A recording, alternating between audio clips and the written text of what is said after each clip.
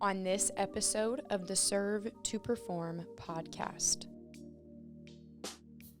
Good question. Yeah, I think if there's something you love doing, lean into that. And if it's something you want to do, don't let others discourage you from this isn't the place for you. Yeah. When I was in undergrad, my program, I had the opportunity to try out a bunch of different things, and through that, I was able to really see what it was I did and didn't like. Yeah. Within theater production, there's all these different things you could end up doing, and for some, it's like going into carpentry and going into scene shops or going. And for me, I was also really drawn to the lighting side of it and doing that, as well as the management. And the management is what I pursued after. Hello and welcome back to the Serve to Perform podcast. I am your host, Delaney Osborne, and today we're joined with a very special guest, Miss Kat Wepler. Kat, thank you so much for joining us. Hi.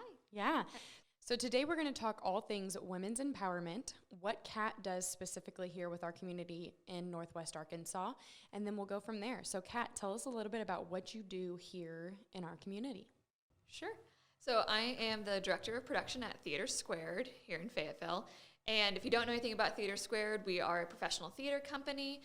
We build and we make everything in-house. We do all the rehearsing. We rehearse all the plays. We build all the sets, make the costumes. We're often bringing in artists from out of town. We also work with local artists as well. So, we put around 7 plays a year. It's been every year we're kind of adding another one on. So, just working in the arts in Northwest Arkansas. Yeah, that's so awesome. So tell us exactly what your role is with Theater Squared.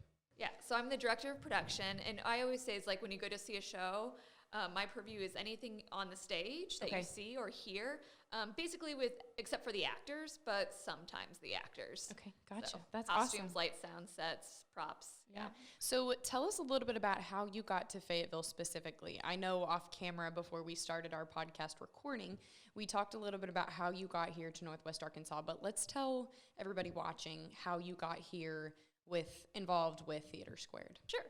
So I'm originally from Indiana, and I started in theater in high school and community theater then as well, and I went to school for it in Ohio, and my degree was international theater production then. After that, I moved out to California. I was a production manager in California for 4 years. Then I went to grad school, so I moved from Berkeley, California, across the country, road tripped across to Connecticut. Wow. And I got my my MFA in technical design and production from Yale School of Drama. Okay. And after graduation, I accepted the position at Theater Squared and moved to Arkansas. So that was probably a huge adjustment. I cannot imagine what going through that was actually like. Moving to Connecticut, being in Connecticut, and then from Connecticut to here was probably a whirlwind. So tell us a little bit about your passion. What are your passions? Obviously, theater is probably one of them, but tell us a little bit more about outside of theater, what you enjoy to do in your free time, or what you realize or have realized is your passion's work. For sure. Yeah, I think I'm so fortunate to have been able to go into a field and work in something that has been such a passion for mine, and theater in particular. Once you get into working in the arts and performance, there's also so many different genres of that. Yeah. I really love dance. There was a part of my path where it was like I could possibly go and work in dance more often. But also I'm really outdoorsy. I think actually something I loved about moving to Northwest Arkansas is that I finally feel like I'm as outdoorsy as I used to always claim to be. Yeah. So being able to get into mountain biking here, in the summertime going on floats, it's like I own a kayak now. Yeah. I also really love my cats. Yeah. I'm a cat mom, and moving to Arkansas is the first time I lived alone. I've always had roommates, and getting a cat, man, I don't know. I could go on forever about cats, and it's probably it. Hey, I could talk a lot about my dog too, so I definitely get it. Fur babies are a very important part of mental health, I think. So. Yeah. So let's go ahead and dive into our topic, what we brought here to talk to you about. So specifically, we love to highlight people in our community, diverse people in our community, or diverse people in their specific positions and what they do. So you being a woman working in theater as a director is the reason we wanted to be able to sit down with you and really talk about who you are, what you do, and how you've made an impact through theater here in Northwest Arkansas. So diving into more of what we do production-wise, we put on, or we produce Latinx A every year. And Latinx A is basically an initiative here in Northwest Arkansas to empower, elevate, and engage Latino talent to help them excel in jobs or to help them excel in different areas of work. And so it's really wild how our worlds do go together. Our worlds do mesh and mingle, even though they don't seem like they would at the end of the day. And so that's why we wanted to sit down and ask you specifically. So entering into the workforce, what are some pieces of advice that you have for other women who are wanting to enter into the theater area or the theater workforce in general? Oh, good question. Yeah, I think if there's something you love doing, lean into that. And if it's something you want to do, don't let others discourage you from like, this isn't like the place for you. Yeah. When I was in undergrad, my program, I had the opportunity to try out a bunch of different things. And through that, I was able to really see what it was I did and didn't like. Yeah. Within theater production, there's all these different things you could end up doing. And for some, it's like going into carpentry and going into scene shops or going, and for me, I was also really drawn to the lighting side of it and doing that, as well as the management. And the management is what I pursued after graduating. So I think if there's something you love and it feels like the right fit for you, don't let people like contradict. Maybe you need to go out and find more training in that. Yeah. Maybe you need to do that same set of skills, but find a different organization to do it at. Maybe it's the organization that's the problem and not the field you're trying to pursue. Yeah. I would also like seek out mentors too. Yeah. And there's usually like whether or not you find there's the right mentor for you in your current environment. And also maybe ask those who are positions of power. Like if you're in a position and all your professors are male, for instance, say like, hey, do you know a woman in this field that's been successful that I could talk to? Yeah. And not to say that your mentors have to be women, but there's so many people that are like wanting to bring folks up in the industry, in whatever industry I'm sure it's in. So it's just seeking out those mentors and really relying on them. And a lot of times it's just checking your network to see if there's a mentor out there that you don't currently know. Yeah, that's definitely huge. And that's, a huge part of being able to be agile in the workforce or being agile in your life in general, being willing to learn, being willing to be thrown into the fire, so to speak. And that's so funny that you touched on that, because in Stephanie's Women Have Served to Perform podcast, she actually mentioned, she jumped right into theater not knowing that she would learn how to use a nail gun. She would learn how to use a saw.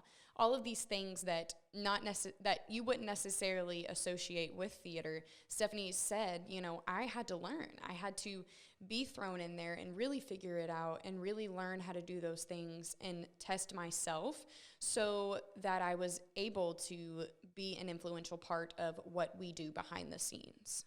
And so, being willing to learn, being agile like that, and really being okay with, learning something new every day is huge. It's huge in any environment that you could possibly put yourself in. And so I thought that was just so awesome that you brought that up and made that point for me, and I didn't even have to make it myself. So what would you say, moving on to our next question, is Theater Squared's main mission statement, or what is their main mission for our community here in Northwest Arkansas? What are they aiming to do, and what are you guys hoping to do with each and every theater production that you guys put on? Oh, wow. Yeah, I think the thing about regional theaters is that, outside of New York, for instance, when you think, a lot of times when people think of theater, they think of Broadway. Yeah. And so they're, going for this general market, it's commercial, it's, while it's things that have to succeed in New York, but then they're also going to go on tour and the soundtracks are going to be things, and a bit more like Hollywood in that sense, that they're not serving the city necessarily only, that they're making things in. Yeah. And so, and there are of course, other theaters in New York that are making theater for New Yorkers, but that's what's really special about regional theater is that while you're trying to do things that would maybe have a national impact or getting the word out there and doing, you're responding to what's happening nationally, you're really also, your audiences, the people that are coming, for the most part, it's subscribers that live there. Yeah. So it's always thinking about what when we're in season planning, we're looking at what are the stories that need to be told right now, and also trying to like always both diversify the stories that are being told on stage as well as and who we're bringing in. It's like if being honest, it's like I think it's a lot of spaces that exist. They're of a certain age group and they're largely white, and they're it's like how do we keep tapping into the different communities that do exist within Northwest Arkansas. And so I think that's just something we're always striving to do, is to reach more people and to tell different stories and tell the audiences that are coming that they're seeing stories that they wouldn't normally encounter. Yeah, exactly. And, that's a lot of what we do with Latinx Innate. We, like I had mentioned earlier, we strive to engage, empower, and elevate the Latino culture here in Northwest Arkansas. But for Theater Squared, or for anybody who may be in the production world on y'all's side of things, it's important for them to be able to hear things. It's important for them to be able to see plays that they wouldn't necessarily always see, or that they wouldn't see on a big stage. It's important for us to be representing that diverse culture in more than just ways of, the people that we're around, or who's in our workforce, or who's in our workplace. It's really, really, really important that we are engaging other avenues of diversity for others to see, others to be able to engage with in general. And there's something about, there's something about like live theater in particular too, because I think it's, it's a mission of a lot of arts organizations in general. But when you think of live theater, and it's something that we've been missing out on during the pandemic lately, is being able to be in the room. Because if you're watching a movie or a TV show at home, you can pause it, you can step away, you're not confronted in the same way. And with live theater, you're in the room, those actors are like breathing and telling the story in front of you, and you can't hide from it the same way that if you're a story, you just want to turn it off and walk away from it. So I think that human connection is what makes also like live theater so important. So you touched on COVID. Tell us about that transition. Tell us about how you transitioned from, plays in person, people in the audience, to Stephanie has mentioned to us how you guys were live streaming plays for a really long time during COVID, during that time span where you guys had to make adjustments. Tell us a little bit about that. Tell us about what you think the biggest lesson that you guys as a theater company learned through the pandemic. Sure. And I think it's, there's things the organization has done, and then also like how much my job shifted as well in the past year. Because, as you touched on, we went from making live performances, and then back in the fall, we were able to start, a lot of theater companies around the country were moving shows onto Zoom. I think everybody in their workplaces moved online in some way. So at first you kind of had the different boxes on the screen, we were doing new play readings that way. And then we got to a point where it was, we were able to get safety protocols in place and be able to film our plays on stage. So it was like we were able to fully produce them in the way we normally would, just without a run of an audience.